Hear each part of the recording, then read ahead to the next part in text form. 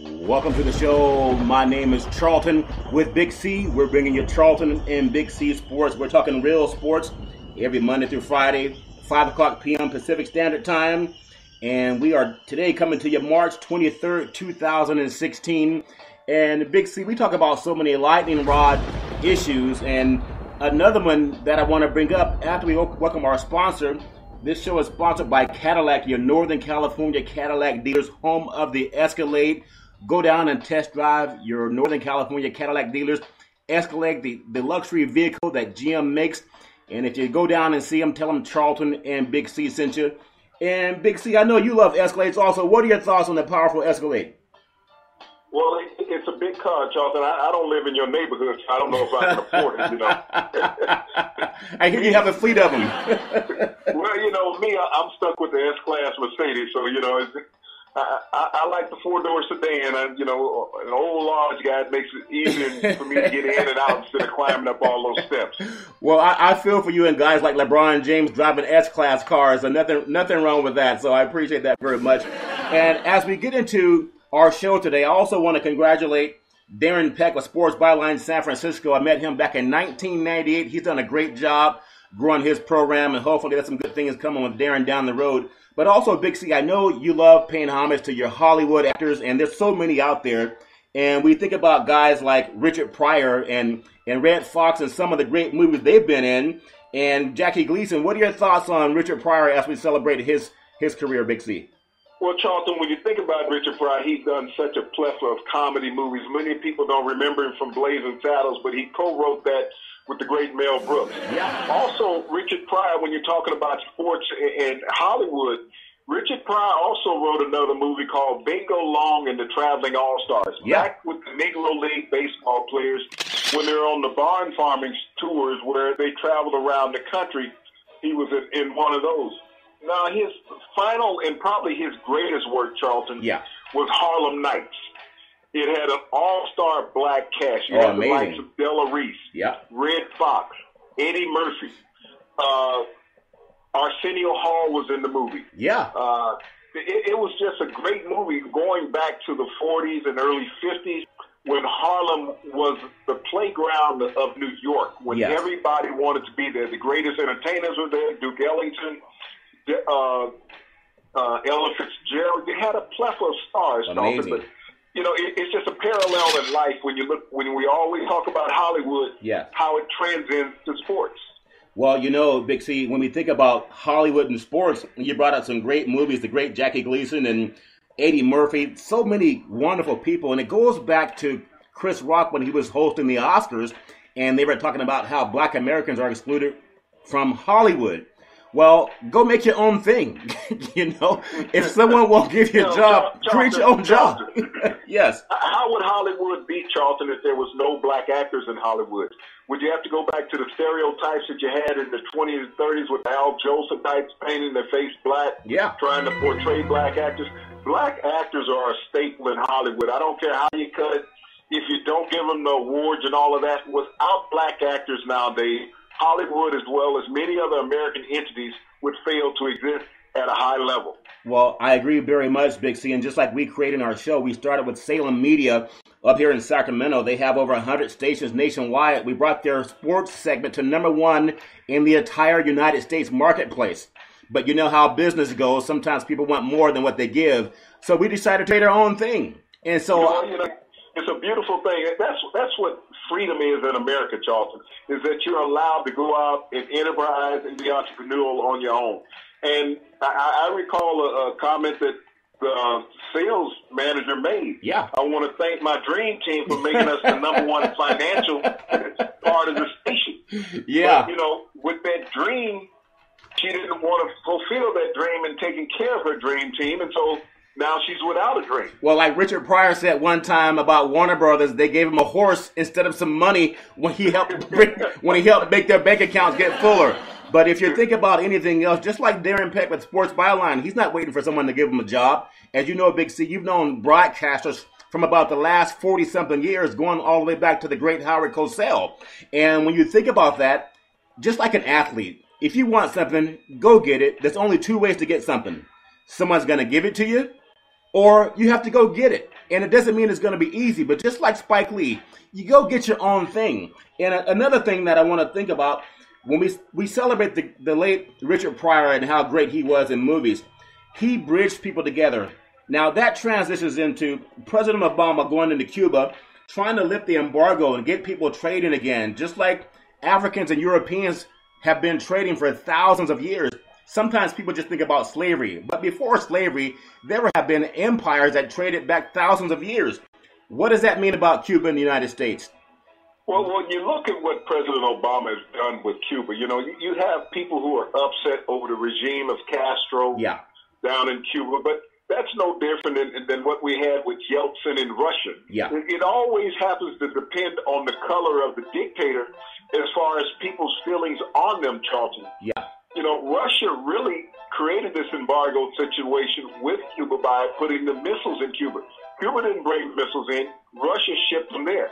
But let's put sanctions on Russia and keep trade open with Cuba. That's how it was done, Charlton. Yeah. But, all the people that are here in America, and yes, many people have lost their lives trying to cross that strait between Cuba and Florida. Unfortunately, no one wants to see the loss of human life at any point, Charlton, for any scenario. But it's like history. How many slaves were lost on ships that sunk in the passage from Africa to America to South America? Thousands amongst thousands of slaves, more than the Cubans. And part of Cuba was populated from the slave ships, Charlton. So let's not forget about that in the world. A lot of the dark-skinned people in Cuba came from African descent. So, but we're looking at the oppression that went on some 400 years and still exists in America to a degree. Yeah. That oppression in Cuba has only been since the 50s, Charlton. So they've advanced a lot more in this length of time than what the African Americans did when they came over in slavery from Africa, Charlton. Yeah, well, I think, and that's a lightning rod issue, Big C, and just like a lot of other people in any business, there was a black stock market in 1934 until the federal government tore it down. But just a history lesson that a lot of people don't want to hear about. If you Google Dr. Leakey and Gregory Mendel, they opine that all life came from Africa, from the Nile region. Irrespective of your skin pigmentation, we're all people. We all come from the same source.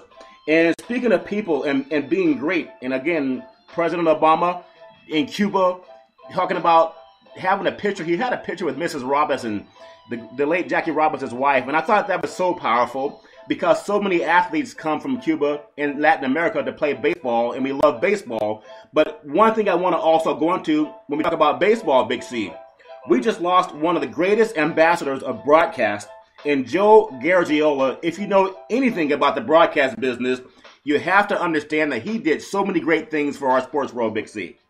And it was ironic, Charlton, that Joe Garagiola used to play in winter baseball down in Cuba prior to the embargo. Yeah. Now, he was on the 1946 St. Louis Cardinals World Championship team. Yeah. After he retired from baseball, Charlton, Garagiola spent 58 years behind the mic. He was an iconic voice of NBC's Saturday afternoon baseball, and he also was the last part to team up with the great Vince Scully. Yeah. Vince Scully is the iconic voice of baseball. He does all the Dodgers games. But Garagiola, America knew when they heard his voice on Saturday afternoon that there was going to be baseball being played, and he was going to be calling it. Well, there's some great broadcasters here in Northern California. Croup and Kite, they do the San Francisco Giants. Also, Marty Lurie friended him on Facebook, and he's on my Twitter. But there's so many great broadcasters, and you mentioned, Garagiola. What I look at when I see him, here's a man that did it his way, like Frank Sinatra. I did it my way. Yes, guys like Richard Pryor, they did it their way. You think of people like the great Sidney Poitier, they did it their way. I think about Jack. He's been 60 years in acting. He's always at the Laker games. And just like our program, we consider ourselves the $1 Million Show. Why? Because we know so many millionaires and they love our product. We talk to athletes from all over the country, and they love what we're doing. And I know that a lot of great things are coming to us. But as I want to say one more thing about Joe Garagiola, what got me into broadcasting, and this is something important because a lot of times young boys don't really know what they want to be. But That's very true. I told the story where I grew up around sports athletes when I was a little boy, starting out with punt, pass, and kick, meeting a lot of NFL football players. But I met the great Howard Cosell, a tall, towering of a person, and I met him at an airport. Now, he was so gracious, but kind of shy. He's always talking a lot on TV, and he was the face of Monday Night Football. But Big C, he was shy when I met him. And one more similar moment in my life, before Ali beat George Foreman and knocked him out, you know, with the rope up, he kept holding to him. Year, 1975. Well, I saw George Foreman boxing, training. He was actually training at a gym in Hayward. And I had the chance to go down and see this towering figure, about 6'4", 250. And I loved Ali because we saw the fights with Ali and Frazier. I thought, there's no way Ali could beat this guy. But Ali... That was a world thought no one could beat Frazier at the time. Yeah. Frazier performance. And probably Ali thought the same thing. So when I think about Joe Garagiola, the great Howard Cosell, I was fortunate to start the business. I worked in production with Mike Roig at Fox Sports. It was John Madden and the late Pat Summerall over in San Francisco. I'll never forget Tom Kelly, the great broadcaster at USC over 40 years at that time. He introduced me to Mike Roig, not through the help of a guy named Victor Davis in Los Angeles. So I'm saying that because Joe Garagiola, he's going to be missed in the world of sports, but no matter where you're broadcasting, Big C, he's someone that just set the mark so high that everybody's going to kind of pale in comparison, Big C. Well, he was. Like I said, he was the iconic voice of baseball. He understood the game so well, Charlton, because he called so many games from behind the plate. Yes. So he understood the positioning of players. He understood how to set up and handle the pitcher. He knew how to deal with the umpire. So when he transitioned into the broadcast booth, Charlton, it was just a natural transition. He didn't have to work at it because he had all the complexities of the game in his mind. And when you talk about broadcasters doing it their own way, Charlton, I want to reach out our thoughts and prayers to another broadcaster. That's Craig Sager from TNT. Yeah. When you talk about a guy doing it his own way, the most flamboyant, dressing broadcaster, sideline reporter in the history of sports, not just basketball, the history of sports. You know, Bud Collins would have been his only parallel, and we lost Bud a couple of months ago, the great tennis announcer. Yeah. But Greg Sager, his lymphoma has come back, and it's a sad state. The doctor's only giving him 3 to 6 months. He's fought a gallant battle, but he's a great man. He's been a great ambassador for broadcasters, Charlton, as well as the sport of basketball. He's worked for TNT for decades. Yeah. He and Ernie Johnson, along with Charles Barkley, Kenny Smith, Shaquille O'Neal. Yeah. Just a great broadcasting crew. But Greg Sager, you look forward to the games on TNT because everybody was wanting to see what Craig Sager was going to be wearing that day. Yeah. And so even it could be a sad occasion, but he is an example. He epitomizes how to go forward, how to keep believing. Hopefully that he'll have more comfort in life. Maybe there's some great miraculous cure. No matter what it is, here's a guy that lives his life doing his passion. And thinking of doing your passion, this segment is also sponsored by BMW, the ultimate driving machine. Go down and test drive many cars they have on display, from the 1 Series, the 2 Series, the 3, the 4, the 5, the 6. I actually drive the 7 Series. But the car... You must be rich. Oh, well, I'm telling you, if you don't have it, you pretend you do, and then it comes, right? That's what Tupac told us. But I love the M7. They have the M7, which Big C has 600 horsepower. Talk about 600 horsepower. Go drive the M7 at BMW in Northern California. Tell Charlton and Big C sent you. Well, that must be what Tupac meant by they said California dreaming, you know. California love, huh? We talked about the movie Straight Outta Compton and how those guys, they went from begging some guy to give them a job, to get their music played, and then Ice Cube, it was Ice Cube and Dr. Dre, Snoop Dogg, they all went out and started their own business, made a movie about it, Straight Outta Compton, and all of these guys are millionaires when you think about it. Living lavishly, Charlton, but, you know, it's the American dream. Yeah. You know, it's like in the movie Field of Dreams. If you build it, they will come. They have built the music empire between those three. Yeah. They have grown expeditiously over the decades. And these are young men out of South Central L.A. and Long Beach and Compton.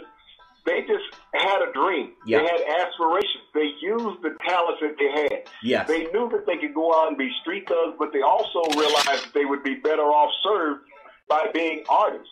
And they got an opportunity with 1580 K-Day down in Southern California. Is that big boy? DJ named Greg Mack. Yeah, Greg Mack. That's right. Greg Mack spun their records for him. and the rest has been history. They have been iconic figures in the music world since the late 80s, Charlton. Well, I was listening to KMBR just around Super Bowl, and I was over at Super Bowl in San Francisco and Media Day right by the NFL Network, and I know many people from the NFL Network. In fact, we had them on our show at Salem Media, but I'll never forget this story.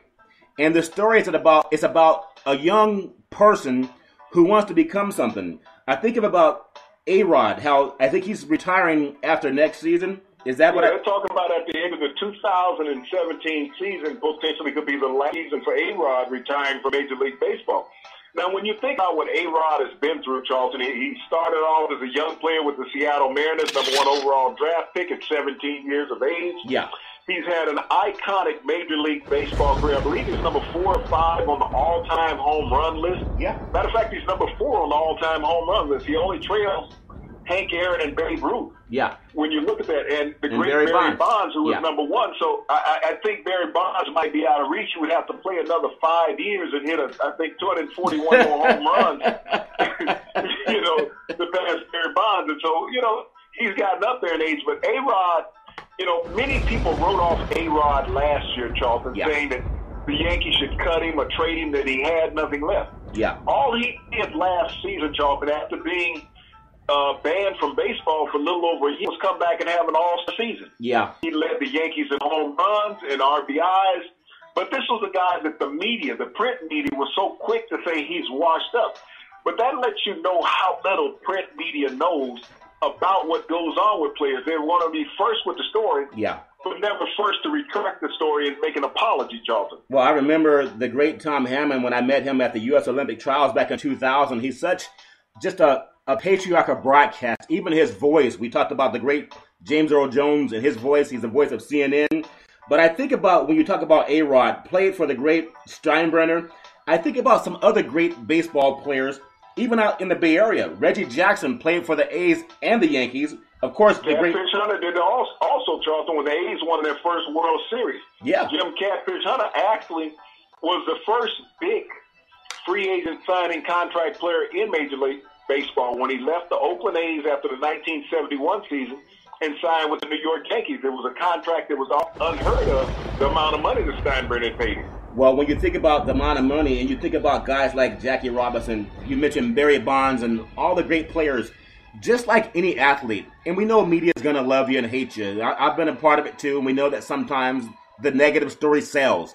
And I look at some of the broadcasters that I've known over the years. There have been some great ones, from Tom Kelly to Pat Summerall, John Madden, Al Michaels. I met so many people when I was behind the scenes in production. And even Dick Enberg. I remember when NBC flew me to the Super Bowl, it was David Gibson, the broadcast producer. He said, "You do a good job." They had me down there as a Chiron assist. But I got a job with Sports Talk USA. I met David Ross. I met him at the Florida Panthers hockey game at the Super Bowl in Miami. And it gave me the chance to get in the radio because he said, "I like your voice." But I've been doing that since I was in college. What does that mean? So many people in opportunities, Big C, they get it because of who they know, the good old boy network. As an African-American man, I've seen many of my friends happen to be Caucasian. They were pulled into the broadcast arena because they're looking for that type, whatever that type happens to be sometime. I mean, I'll put it this way. For sports, as a young black kid, everyone wants to recruit you to be the next football, basketball, baseball player. But when it comes into the workforce and getting a job, sometimes the antithesis is true. They're looking for a different kind of look. So we go out and create our own thing. And thinking of creating our own thing, and we talked about A-Rod, and we talked about the late Joe Garagiola, Big C. You talked about giving homage to Craig Sager. We want to give our thoughts and prayers to him. Another lightning rod of a person, and I know he was just on television on the NFL Network and ESPN, the great Roger Goodell. We've been talking about this for a whole week, and now ESPN picks it up. Some of the issues about him losing some of his power. Just some of your thoughts again on that, Big C. Well, when you look at Roger Goodell, he's been judge and jury of the NFL for some time, and his discipline amongst players, Charlton, has not always had equality across discipline. The board. Wait. Did you say Roger Goodell and discipline? He hasn't heard of a quarterback by the name of Brock Osweiler, obviously. Well, no, he hasn't. I don't know if he can start a word that starts with O. So, he is not saying Oswald, but, he's been very harsh on a lot of African-American players. I mean, You even look at Josh Gordon trying to come back off of suspension right now after being suspended for substance abuse, which so many players have been suspended. Are you saying they have substance abuse issues in pro sports? I think some of the owners have substance abuse issues also. They just don't get tested for it, Big C. Well, if they tested all the owners this weekend, Charlton, it'd be nothing but substance abuse. I mean, we look at Robert Irsay, the owner of the Colts last year, when he was caught speeding in Indianapolis and had $29,000 worth of prescription OxyContin in his car, $27,000 in cash. Are you saying he was rolling with Rush Limbaugh? Is that what you're saying, Big C? He might have just left Rush Limbaugh out, as far as the evidence that he had on him. He was arrested. Yeah. And all he got, Charlton, from Roger Goodell, the guy who will suspend a player with marijuana for an entire season. Marijuana. Yeah. Natural herb from the earth. Yeah. Irsay had $29,000 in OxyContin in his car. He would not take the drug test. You can see he was inebriated on the news cameras as they were leading him into the jail. Yeah. But he got a 6-month suspension from the league, okay? Yeah. Now, this suspension happened in February or March. So when he came back, I don't think he ever had to go to training camp, Charlton, so he was never in a risk of losing his job. Right. He never had to put on a jock strap or a pair of shoulder pads. Not in Buzzard anyway. So what was he suspended from?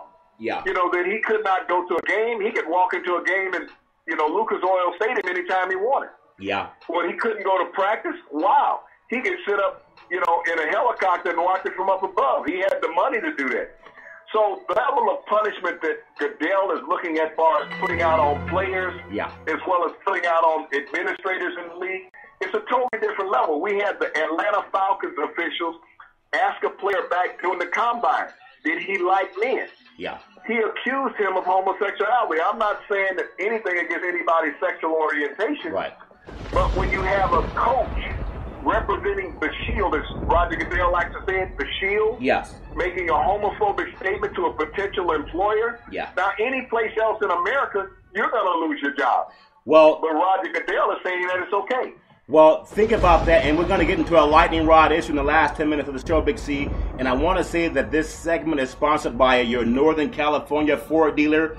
Go down and test drive your Ford F-150. It's built Ford tough, and tell them that Charlton and Big C sent you. Now, Big C, I still want to touch on this because you talked about Goodell having these meetings and how they're trying to make the NFL safer, and they're trying to make it an anti-tolerance league. That means no punching, no fighting.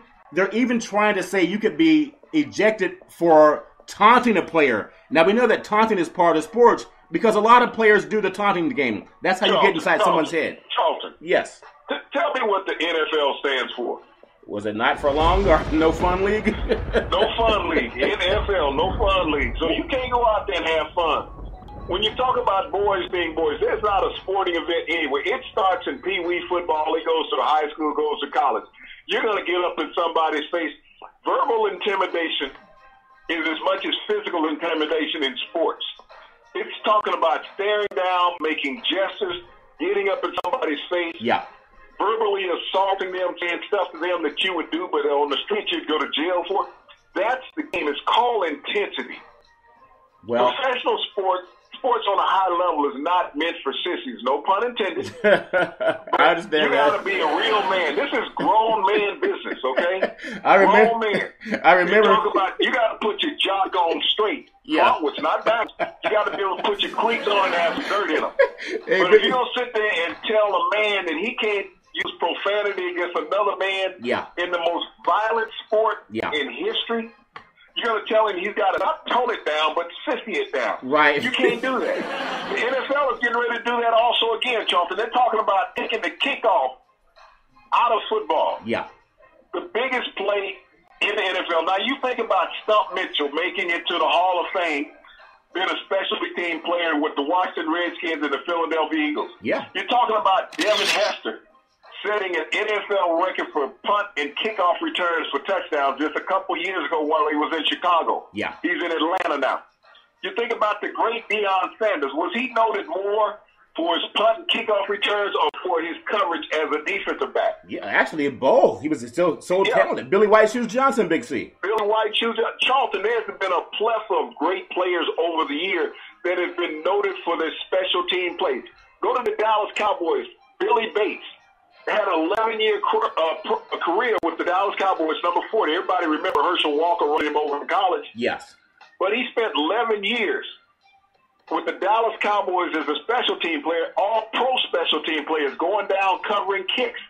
Now, you're talking about taking the kickoff out of the game. If the ball goes into the end zone, the ball is going to come out to the 25.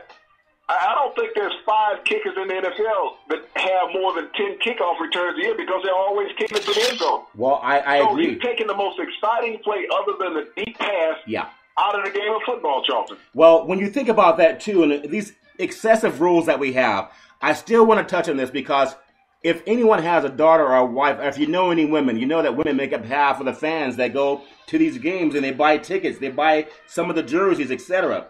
We have Brock Osweiler pushing a woman about 4 weeks ago. The networks talked about it for maybe about 5 minutes total, and they even had women defending this guy saying, well, it was just a push. It's not like he didn't hit her. But we think about when Mike Tyson had a comment one time, I think he just got into some trouble. He just got out doing some time, and he said, I'm a real man. And I remember some of the reporters were afraid of him. But no one would have challenged Mike Tyson back in his prime. So how does this transition into Osweiler and Goodell, and they're trying to be tough on guys who are tough guys? Ray Rice lost his career over hitting his wife, and he should have been punished. But once he did some time, or he made good on it, he went through some counseling, why not give the man a chance to play again? Greg Hardy, same thing. Johnny Manziel, he's under indictment, I believe, or facing indictment. They're still trying to get him a job. Why no talk about Osweiler pushing this woman? I mean, if he pushed Roger Goodell's daughters, would he not say anything about it? If you found some of the biggest, meanest, toughest guys in the league, and you push their wives or girlfriends, and some have both, would people not say anything at all about it? Why is he being so kept quiet, Big C? Well, you just spoke about Johnny Manziel, Charlton, and there's an indictment, a grand jury indictment going on right now in Texas on Johnny Manziel where he beat up a female. Now, the thing with Osweiler, I think they're trying to make him a new face of the NFL, so if the commissioner a backup quarterback, him, then they're hoping all this will go away. But also the commissioner is sending a double-step notice out to the rest of the league. Here it is. You want to suspend players for verbally taunting another player in the game and make him miss a game of play. Yeah. But you call that a personal foul. So when you lay hands on a woman as a quarterback, would that not be called a personal foul? Because he personally violated her space, Charlton. Well, and so the commissioner said, I don't care about Osweiler getting in trouble. I don't care about the quarterback at Lake Tahoe sexually assaulting a woman and doing it again 11 months later down in Georgia. I don't care about the quarterback when he was in college at Tennessee sexually assaulting a woman or being allegedly assaulting a woman. It's okay. If I have a big white quarterback that stands above 6'5", I'm going to turn my back on whatever he does. Johnny Manziel's only 6 feet tall, so he hasn't turned his back on Johnny Manziel, but Johnny Manziel has had 3 incidents in Charlton in 2 years in the NFL. 3. And he has not been suspended. Oh, they sent him to counseling. My bad. He goes to counseling. What a joke. That's what you do to the white kid. You send him to counseling. The black kid, you ostracize him and suspend him from the league so that he can't earn a living. And see, I hate to think that it's as simple as race, like Chris Rock said in Hollywood. People say, well, race is not an issue. I have a black friend. But when it comes to punishment, it is dealt out differently, not only in the criminal justice system, but even in broadcast. And in the next 2 minutes before we close, Big C, I just want to get your thought on there's so many gorgeous people in society that they build their bodies to look like Greek gods, or they build their bodies to look like the perfect athlete, and we all appreciate that. However, I just want to say, what message would we give to our female listeners and even the women who report on sports, whether it's Hannah Storm or whether it's Leslie Visser or Pam Oliver? How do you say to them pushing women is okay when they have a job reporting with these athletes, Big C? Well, I wonder what the network's reaction would be if Stacey Harrison got pushed on the sideline of the CBS game, college football game. Or you talked about Pam Oliver, some NFL player just walked up and ran her over and said, look, I don't want to talk to you, and just gave her a forearm and got her out of the way. Leslie Visser spent years on the sideline also. So the NFL, why is there a double standard for the people who are broadcasting versus the people who are playing. We look at this situation with the Los Angeles Lakers, Charlton, where they have two players under investigation for verbally taunting someone, not physically assaulting them, verbally taunting a female. Now, this was all over ESPN, but Charlton, these two players were black. ESPN itself carries a double standard. Let's cover the scenario with these black players that we have no video of, only an allegation of verbal abuse, but we have video of Brock Osweiler, the big white quarterback. We can't run that because he just made $75 million and we don't want to hurt his career.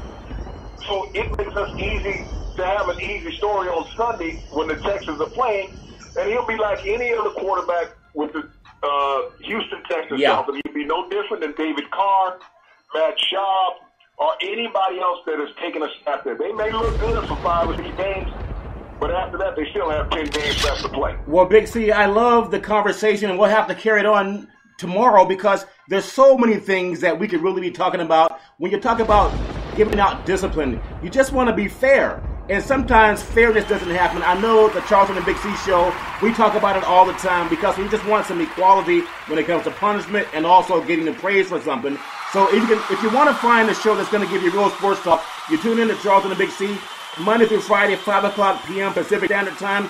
We are worldwide, and we'll catch you again tomorrow. We thank you and appreciate you for listening. Have a super fantastic day, and we'll talk to you tomorrow.